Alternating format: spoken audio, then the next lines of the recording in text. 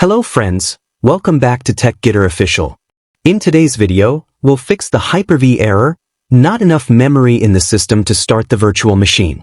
This issue usually happens when your system doesn't allocate enough RAM to the virtual machine or when memory management is restricted.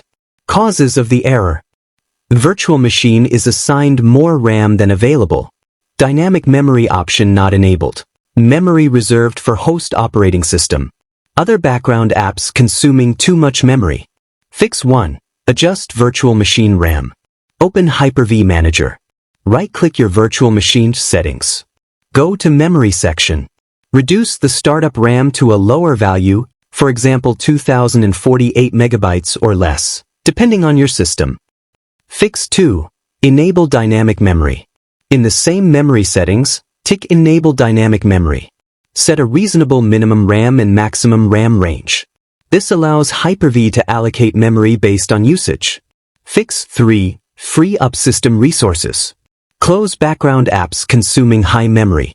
Restart your PC before launching the VM. Make sure your host OS has at least 2 GB free memory available after VM allocation. Fix 4.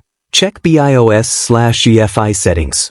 Ensure virtualization technology, VTX/AMDV, is enabled. Update BIOS if required. That's it. After these changes, your HyperV virtual machine should start without the not enough memory error.